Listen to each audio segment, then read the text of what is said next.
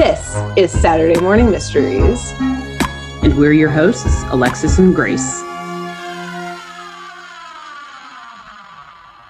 Hello, everyone, and good morning. Happy Saturday morning, and welcome to yet another episode of Saturday Morning Mysteries, where we are your hosts. I'm Alexis. I'm Grace.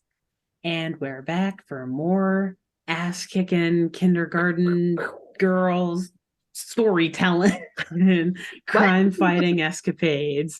Yes. Yeah. So if you've been following us for the past few weeks now, we've been talking about the Powerpuff Girls on this podcast, recapping some of our favorite shenanigans and highlights from that show. And I went last week. I did an episode last week. So today I'm going to hand the mic over to Grace, and she is going to help us continue this journey into the destruction and overall demise that these little girls are creating. I'm sorry, but it's really hard for me to find the super good in there doing a lot of damage. Anyway. Yes. Today's episode is no different. A different type of damage, perhaps a different side of the Powerpuff Girls, but no less a very intense, we'll call it, side of them. Because today's episode might be the scariest Powerpuff Girls episode. Because it deals with some way too realistic crime with one of the worst monsters of all, humans. Oh, boy. So, yes, the narrator brings us into the scene, as always, in Townsville. Tonight, though, is special because we learn that it is the end of a very peaceful, crime-free day in Townsville. No crimes today. We said last time the entrance billboard to Townsville, 0 days since monster attacks. Today, 1 day. Crime has occurred in Townsville. Nice. Bond ratings immediately shoot up. Exactly. And the sweet little Powerpuff Girls are all getting into their giant bed. They've had a lovely day. They probably went to school today. They actually got to attend the whole day of school today and learn some things so they didn't get called away to fight a monster. And so they all get into their beds and they're all laying in their designated spots because of the color stripes on their comforter. And they all kind of just sit there for a second, kind of just looking at each other, looking up at the ceiling, and a beat passes. The Buttercup finally goes, "Where is the professor? He's supposed to come tuck us in." So we learn that they're waiting for the professor to come tuck them into bed for nighttime. And another beat passes after Buttercup exclaims this, and they all kind of sit up and really look at each other this time, because at first it was just annoyance that he wasn't there. And now they're suddenly worried because he's not coming to tuck them in like he does every night. So they all zoom out of bed and go into the office in their house because they're worried that something's happened to him. They know that he was working in there during the day. And his office is littered with coffee pots and papers and books everywhere, but not in a scene of distress, but rather in a scene of clearly cramming for something important. And that is emphasized because the professor is there too in the office, perfectly fine, but just fast asleep with his head on his desk, drooling a little bit and snoring slightly. Indeed, after a long day and possibly a couple of weeks of cramming, because we learn from the Powerpuff Girls, as they have a sigh of relief, they realize that tomorrow is the big day of, they say, his dissertation defense, but that doesn't make any sense because he's a professor, not a PhD student. So I think just like he has a big paper defense, but dissertation just sounded fancy. Yeah. I assume he's trying to get published, whatever. Maybe he has a presentation. Okay. Yeah. Either way, big academic day tomorrow. Nerd. What's happening. Yeah, nerd. And they beat him up because he's a nerd. Just kidding. End of episode. Yeah, that is the crime. Yeah, exactly. Child to adult abuse. Yes. So, yes, the girls say, like, he must just be so exhausted. He's been working so hard in preparation for this. He needs as much sleep as possible for his big day tomorrow. So in a streak of unlike them, they very gingerly and gently pick him up. They fly him to his room. And I say unlike them because usually they are just aggressive in everything they do. But this is their dad. They know this is a big day for him tomorrow. So yes, they very gently like all lift him up and fly him off to bed. And they tuck him in and he's just like snoozing the whole time. He is conked out. So they succeed in not waking him up. They succeed in tucking him in. They turn the lights off and very quietly shut the bedroom door before they go off to bed and tuck themselves in. They were like, we don't need him to tuck us in. It's fine. We got to take care of dad. He does so much for us. We can tuck ourselves into bed. So they do. But unfortunately for them and the professor who's already asleep, the girls also slip off to sleep a little too quickly and a little too easily and deeply, because they're all fast asleep by the time the doorknob on the front door starts jiggling and then slowly creaking open. And we see a hooded figure kind of poke his head into the house. And this guy has like, you can see his face through like the black hood. He's dressed, he's like a black sweatshirt, black pants. He's this random man who has like this 5 o'clock shadow and a blonde soul patch, which is also a crime, I would say. Besides breaking and entering right now, he's got a blonde soul patch. And so that rap sheet. I know it's gonna add up. There's some other heinous things that he does.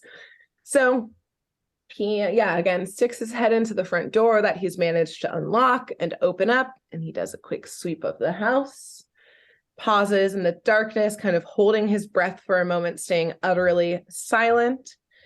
But when he doesn't sense any movement or set off any alarms, he grins this like very like evil, sneaky shit face kind of grin. Hate his little smile. And he's, what was that? Oh, I'm saying, great. This is like personal for you. Yeah, he's just a little face smile. The soul patch. Okay, I want to know who this is. Yeah. So, well, I will say we don't ever learn his name. This is just he's just a burglar. Just a burglar. He's referred to. A henchman, perhaps, is he, or like you'll continue. We'll see. Okay. So he grins and starts rummaging very quietly still through the house for valuables. He smartly does not turn on any lights. So he's moving like very delicately and slowly through the house so he doesn't like run into anything. But he's successful in like silently, stealthily creeping through the house on the first floor and putting valuables into his sack. Like he's like taking silver, I don't know, jewelry laying around. He's just taking shit left and right, technology. Like he is just putting it all in his bag very quietly. Wow. So I'm going to pause here to say, what the fuck, Cartoon Network? Bring me monsters. Bring me supervillains with outrageous schemes. Yes. And fabulous shoes. Yes, and fabulous boots. He has like shitty combat boots on. We are a crime show, but we usually don't cover super realistic crimes, but not this time. Because home invasion is fucking terrifying and one of my worst fears. It is why I let my dogs sometimes, when they bark at everything, sometimes they jump on the windows and start growling, going ham. On occasion, I let them do that just in case someone's case in the house, just as a reminder that my dogs will rip your throats out. I just let it happen because they're good boys otherwise. But they're good boys. But if you try and invade our home, they will murder you for sure. And like, it's a real thing that happens. So yeah, this episode is wholly not okay for me. Okay, yeah. And it's like not an animal who's doing this. It's like a human. This is a human. Like I said, the worst monster of all in this episode. Yes. Humans. Okay. So it gets worse because great. because Bubbles stirs awake and she's kind of like rubbing her eyes a little bit and like dragging her feet. She grabs Octi and lowers herself out of bed and shuffles out her door. And why I say it gets worse is because we get like this like low-key terrifying, basically seems like a split screen action, but it's just Bubbles is upstairs walking on the landing towards the staircase. The robber is directly below her and they're like moving in tandem. So just like that feeling of like Bubbles not knowing and there's someone in the house. Very deep fear and thriller. This is very is he gonna catch her? Yes, this is. Although this is the one case though where no burglar stands any chance against the Powerpuff Girls. I mean, well, on its face, I guess I should say. I don't know. Continue, but while it is terrifying, I'm like, Bubbles, I'm sure she could absolutely kill that person if she wanted to. Yes, I would like you to put a pin in that momentarily. Okay, but gotcha. keep that in mind that yes, this burglar has broken into the home of the Powerpuff Girls. He does not know that at the moment because as he's creeping along downstairs, Bubbles is walking upstairs. But luckily for Bubbles, he does not notice her. She was being very quiet. Again, she's a little sleepy kindergartner. And he continues into the kitchen where he continues to ransack things as if he's the freaking Grinch taking the Who hash, because he goes into their refrigerator and starts taking food. What is this? A shelter? I don't know. What's going on? Sir, this is not a soup kitchen. Sir. Yeah, this is a suburb, sir. This is a suburban home. It's a home that you have to break into. And sweet little Bubbles, again, her eyes are barely open. It's kind of like she's not sleepwalking, but you know when you like really just kind of like wake up, like if you have to pee in the middle of the night, you kind of like don't try and open your eyes all the way so you don't like wake up from the light, you don't turn any lights on, anything like that. She shuffles into the kitchen too, and right up next to the man, she goes into the fridge and she's like, again, just like kind of sleepy, and she starts reaching for like a glass jar of milk but can't reach it because she's a child. The burglar fucking freezes because he's like, oh fuck, someone has caught me, like uh-oh. But then he realizes, oh, she's just reaching for the jar of milk and is kind of asleep. And so he takes it and just hands it to her just to see what happens. And she just rubs her eyes again and takes a little sip and turns around and starts shuffling out. And he kind of like stays frozen smartly, watching her walk away. And then in the doorway, she turns around for 1 second. And he like looks like he's about to fucking book it because he's like, this child's just about to start screaming and give me away. But Bubbles just yawns, rubs her eyes again, hugs Octi, and takes her little jar of milk right upstairs. And so she gets back into bed, drinks her milk, gets into the covers, and obviously having felt her sister move around, Blossom mutters, "Are you okay, Bubbles?" Her eyes are still closed. And Bubbles just nods and goes, "Yes, I'm fine. I just needed a glass of milk, and the nice man in the kitchen taking things was kind enough to give it to me." And a beat passes, and Bubbles falls back asleep. And then Buttercup and Blossom sit up in bed and go, "Bubbles, what man in the kitchen?" Which is the correct reaction in this scenario. Yeah, absolutely. Yeah, absolutely. To be like, I don't care how tired you are, Bubbles. Yeah. Bubbles, though, apparently it was a hard day to fully go to school for a full day, not fight monsters, because Bubbles just grumbles and goes, "The nice burglar man."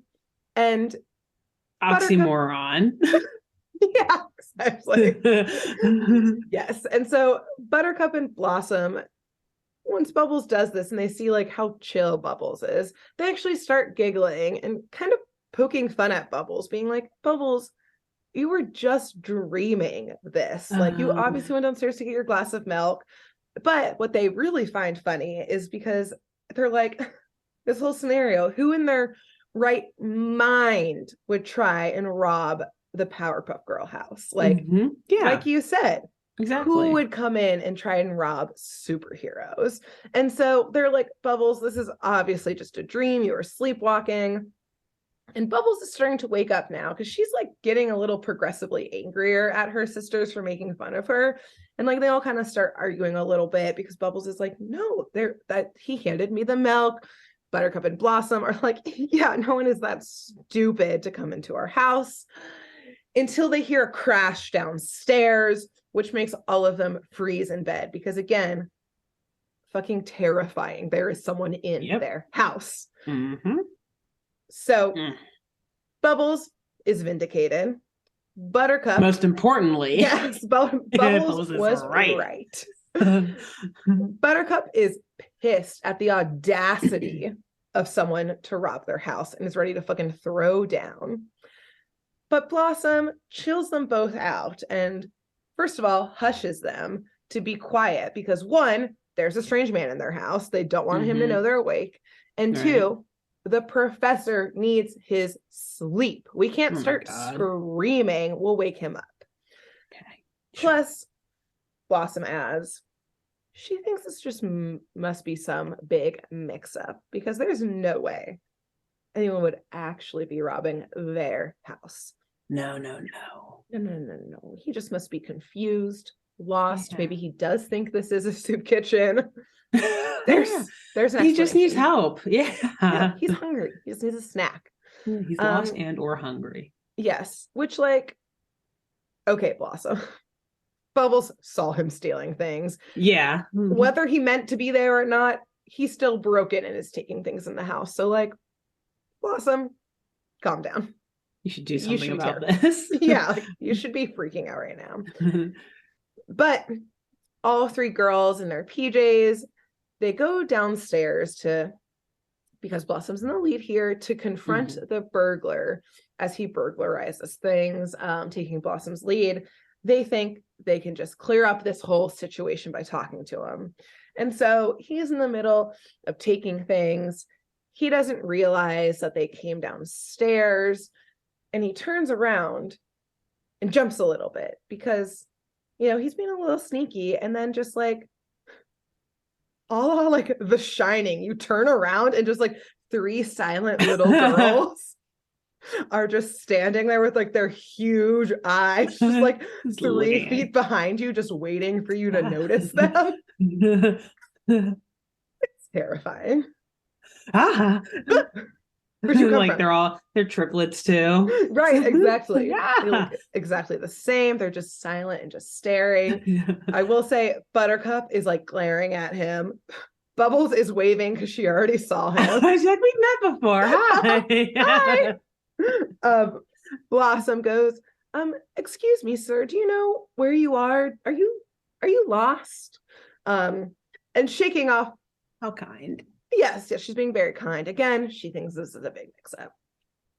Shaking off the momentary fright after he realizes that, like, oh, these are three just little girls, not like three demon ghost children that like suddenly appear behind me. They're just normal children.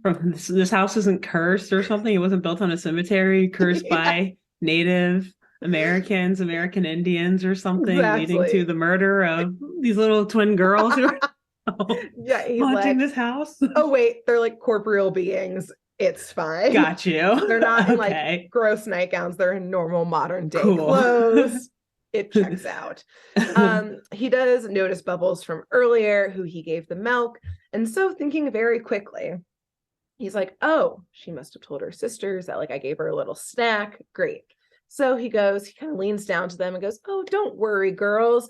I have plenty for all of you. And he reaches into his bag and pulls out two more, like the glass milk jugs that he stole from the fridge and gives one to Blossom and Buttercup.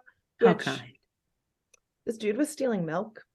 That is disgusting. I'm like so confused about what is going on with this guy. What is he looking for? But also, like, you got to drink that milk quick because it's not refrigerated anymore. Yeah. Like, why are you stealing? What are you going to do with this milk? Hey, man, this was the 90s, the .com bubble. It messed up the economy. Those milk prices. The Got Milk campaign was in full swing in the 90s, but like he needed a lot of milk. Yeah, I think that I have like a weird thing about milk because when I was younger, I left it in my room for too long and it was fucking disgusting because it definitely like turned into yogurt. Yeah. So like I just warm milk just really Not a grosses me fan. out. Yeah, not We're a fan. not a milk family. I think a couple Yes. people in our family are lactose intolerant. So I think Yeah. we've all convinced ourselves that we're lactose intolerant. And we're like, nah, we don't really do milk. I support it. I support you Yeah. in that. Mhm. To me, But we this do a is, lot of cheese. you know, So I also make that distinction. It's yeah, it's just milk that grosses it me out. is. Like Yeah. just milk. Some Just, about it. it's got to be cold. It's And even then, yeah. yeah, and even then, why? We don't need it. Gross. So, anyways, to me, this is his worst crime of all, that he's stealing milk, because why would you do that? Soap Blossom, though, like shakes her head as he tries to hand her the milk. One, probably also disgusted, but two, she goes, Yeah. "Sir, are you aware of who we are?" Yeah.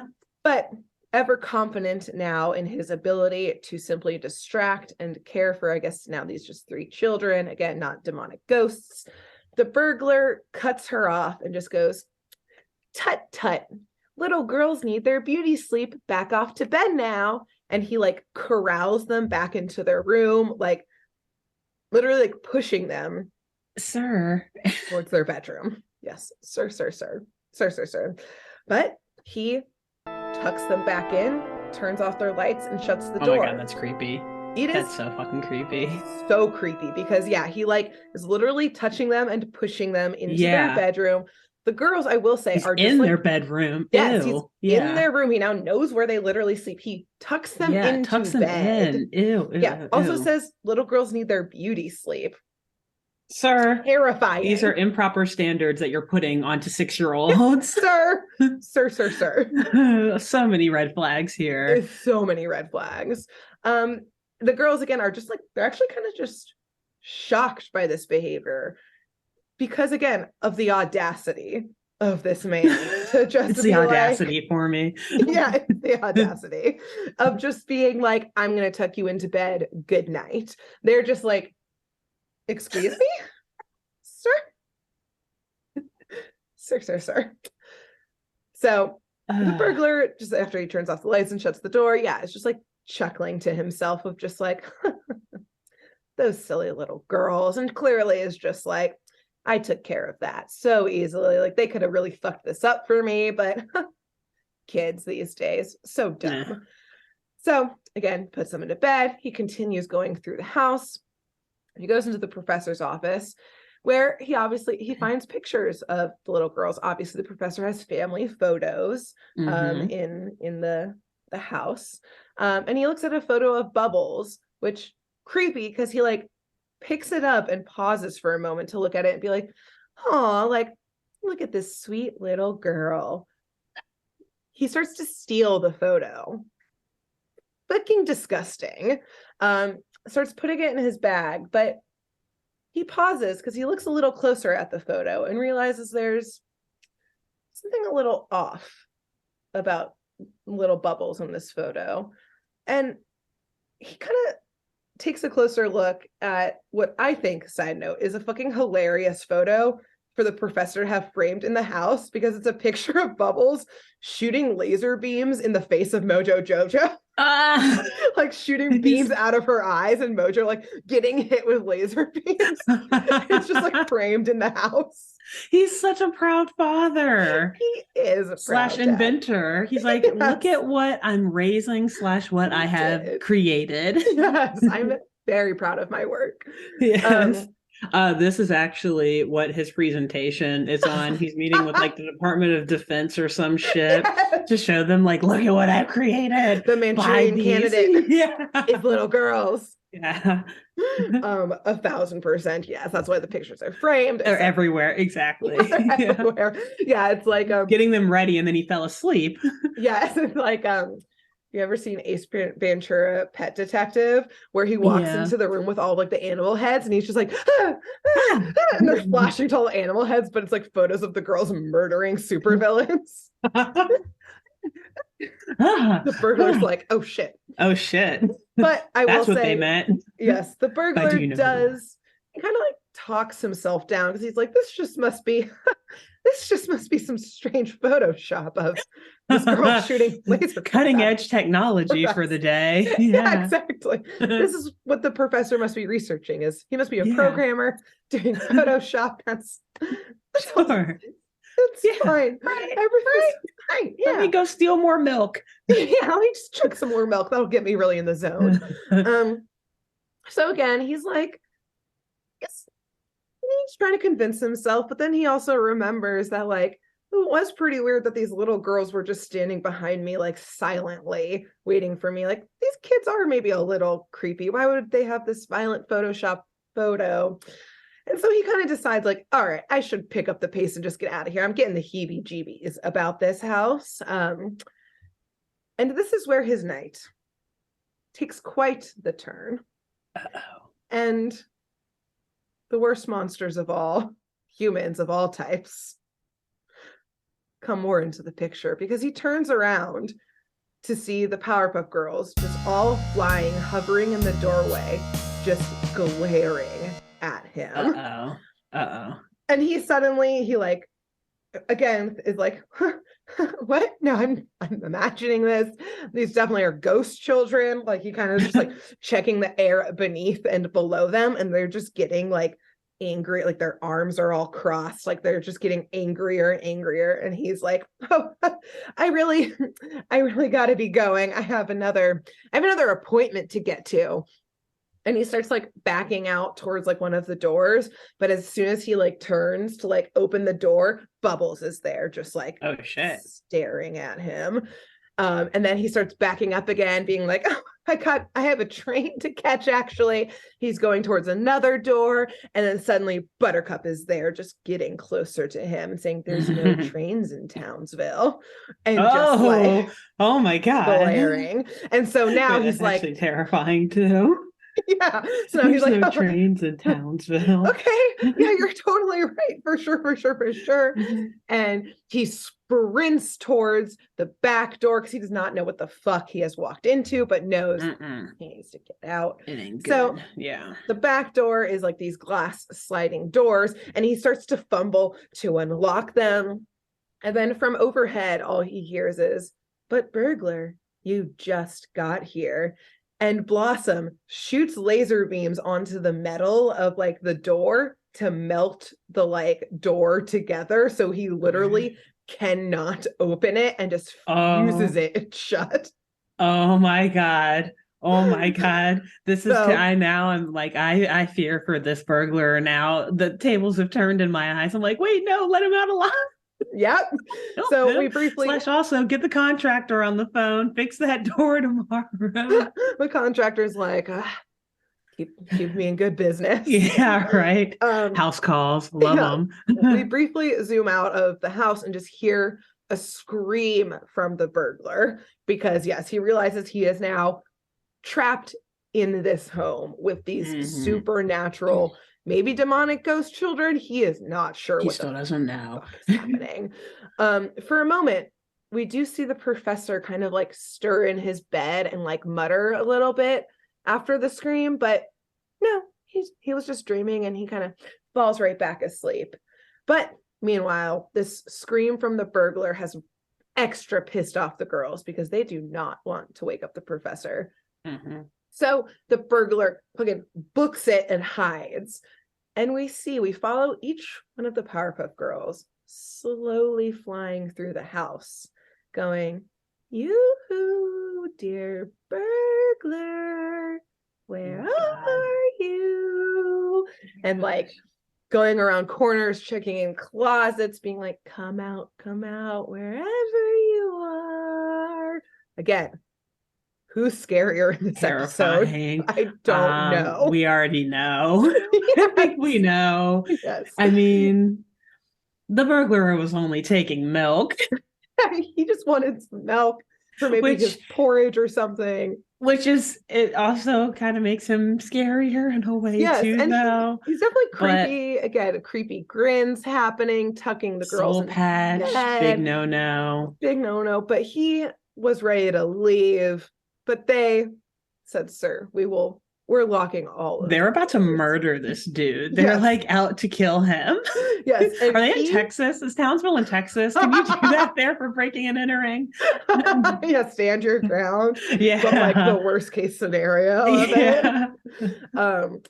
So Bubbles does find him hiding beneath the stairs, and like Whisper calls her sisters over of just like, look who I found. And he just again screams and runs away to hide somewhere else. But again, every time he screams, he makes the girls more mad because he doesn't want them to, or they don't want him to wake up the professor. That's right. Okay. So we get I'm seeing like the whole dynamic going on here. Yes, he's making it worse for himself, et cetera, et cetera. So he continually gets more and more freaked out because he sees more and more of their powers, because they start using like the X-ray vision, like laser beam eyes to like light up rooms to see where he is. And he is just like, he's like shaking. He's like sweating. He's clearly freaking out because he doesn't know what the fuck is chasing him, what house he got into. And so as he's running from them, he opens up a door upstairs and slips inside.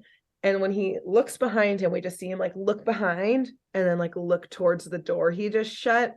And that sinister smile grows across his face again. And the girls gather back together, realizing that like they can't find him. Like, where did he go? And Buttercup thinks like he must have just like opened a window and flown out. Blossom is like, there's no way he could have gotten out. So I think Blossom has like laser beam fused every fucking exit to this house. She's like, no one is leaving this house tonight. Yeah. Making a stern voice. Like, oh, dead shit. Or alive.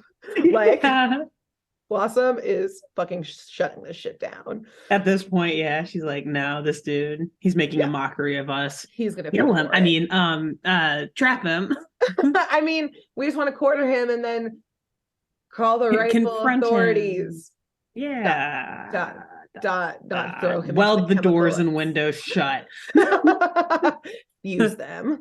So they agree. Buttercup is like, okay, fine. Like, let's check all the rooms again. And so they open up the one door they haven't looked, the professor's room.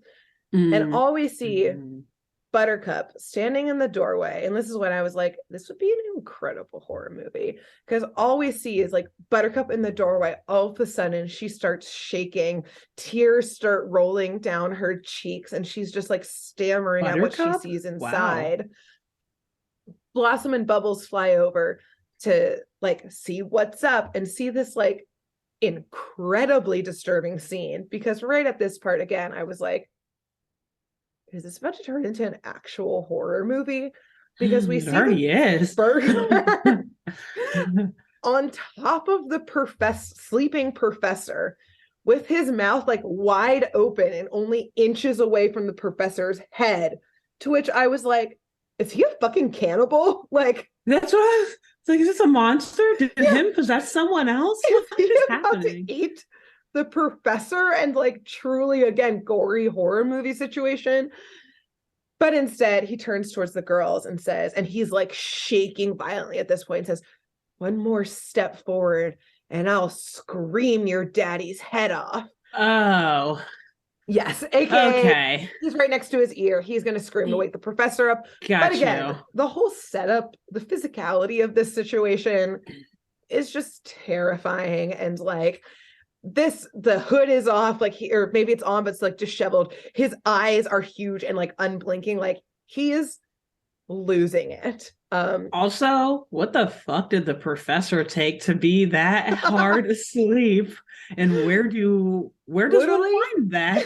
Yeah, without a prescription. I don't know. He probably concocted it in his lab. He made it. Yeah, without like Klonopin or some shit like that like knocks you out. Times 1,000. Anyway. Like, y'all shouldn't check his pulse, maybe, actually. like never mind. Okay, I'm not gonna make the next joke. I'm gonna make he does keep have it moving. Very strong lab. Maybe that's what the burglar is trying to steal shit from. Unclear. But as a total side note, because again, like the girls are like, they literally start like pleading for the man to stop. And it sounds like they're pleading for his life.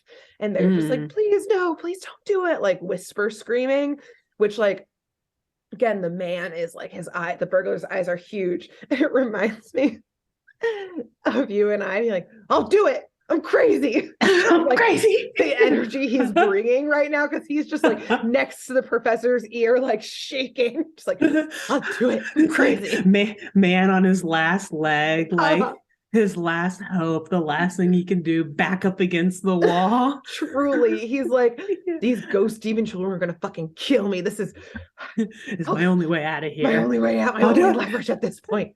And at one point, one of the girls goes, again, when they're pleading for his life, whisper screaming, which is also a very terrifying way to plead for someone's life.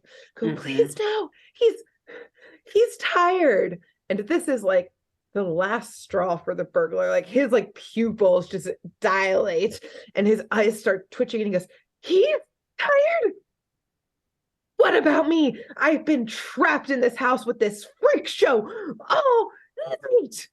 And yeah. Okay.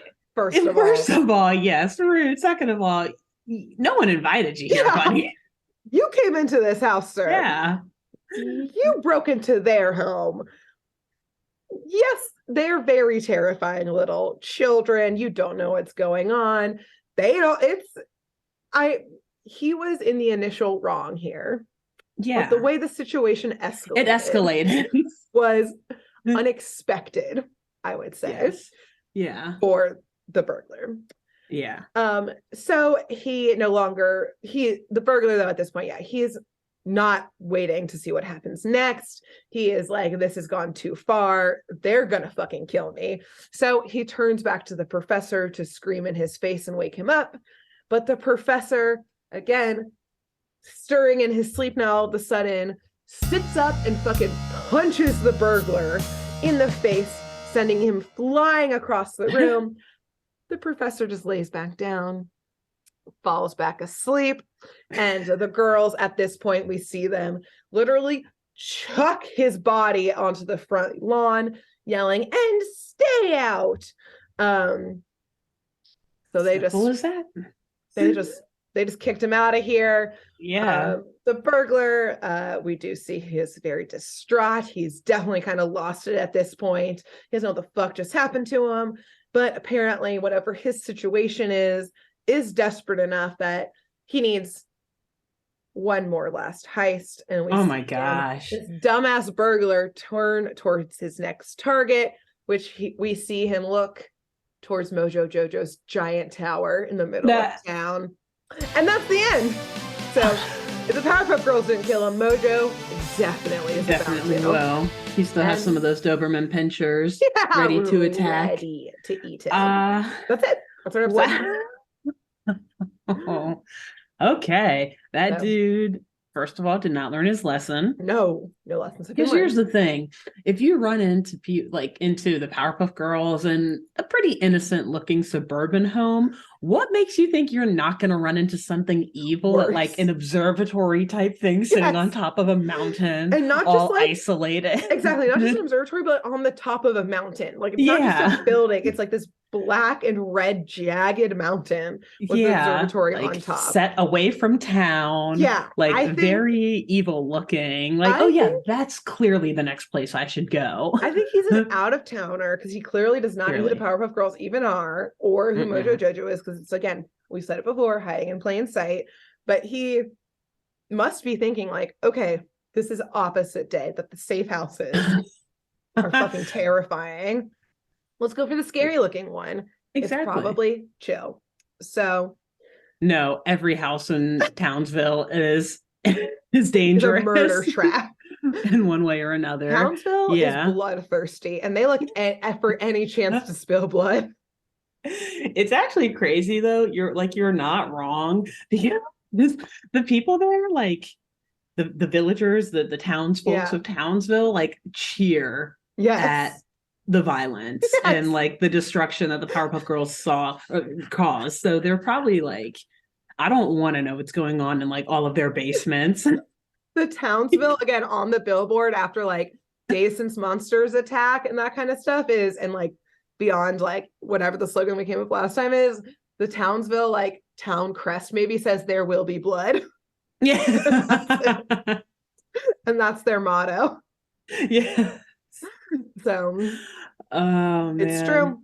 So it is. Yeah. Apparently. There you go. Wow. So great job. I love it. I love the little one-off villains that they have in there. Yes. And how sometimes. I just love how the Powerpuff Girls really took the turn. There's definitely different scary movies and horror movies where that is indeed the case, where it's like whoever you thought was going to be the victim is indeed actually like, oh yes, no, no, not on my fucking Those watch. are good ones. Yes, So.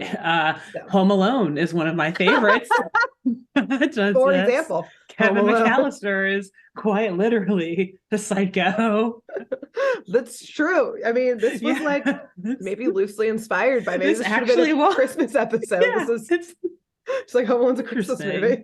Yeah, I love how they did it all so that the professor wouldn't wake up. Like, nope. Call me crazy, but I don't think the professor would have minded being woken up. Yeah, to like be alerted that a burglar is in the house. I think he could have gotten an extension or like a delay on his presentation the next morning if he called in saying like, "Hey, I'm so sorry. My house we had a burglar in my house." Yeah. He was like talking to my daughters and like in their room. Went to my daughter's room and very stole traumatic. All of our milk. We couldn't eat breakfast this morning because we didn't have any milk. Have our cereal. So yeah, it's just been a whole thing. Can I get a couple hours extra? Right. Like it could have happened. They should have woken him up, but instead they said, look, our dad, the professor, will just call the cops. How will we have bloodshed unless we take care of this ourselves? We need to up our body count.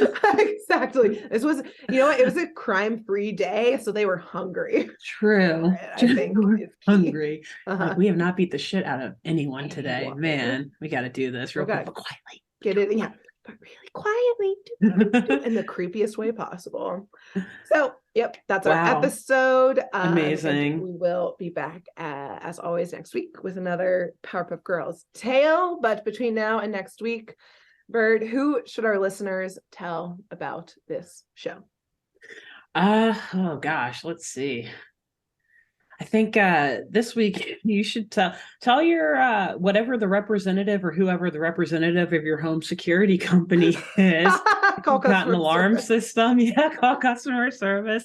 Be like, no, there's no threat right now. Just calling to let you know that you should listen to the Saturday Morning Mysteries. Perfect. Yeah. I think who should they tell?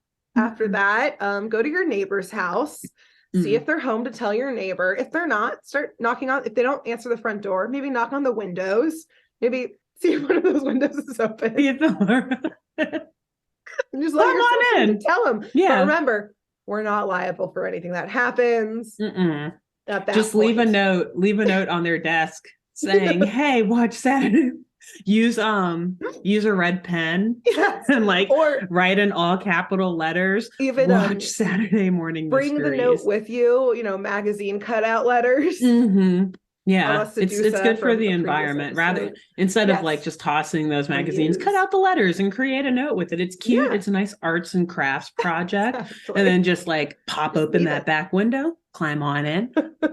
Don't put it on their desk because who knows if they're actually going to go in the office. Put it on their bed. That way they'll definitely see it. Exactly. Put it on their pillow. Maybe leave a chocolate there too. Yes. Boom. Yeah. Perfect. And between now and then, we'll see y'all next week. See you next time. Bye. Bye. Thanks for tuning in to Saturday Morning Mysteries. If you enjoyed this episode, please share, rate, review, leave us a like, and drop a comment. We post episodes every Saturday and bonus tune tangents whenever we feel like it. So please subscribe so you don't miss the shenanigans. And if you want to follow us on YouTube, click the bell under the YouTube subscribe button to receive notifications when new videos are posted. And if you want to subscribe to the podcast, we have no idea what you're listening to us on, so just hit the big subscribe button on whatever app you're using. We believe in you. Give us a follow on Twitter and Instagram at SatmornMist, all the abreves, and let us know if you have any episode or show requests by emailing SaturdayMorningMysteries@gmail.com. Thanks to Jenna Kendall for the logo design and to Ava Sakiki for the music used during this week's episode. See y'all groovy kids next week on Saturday Morning Mysteries.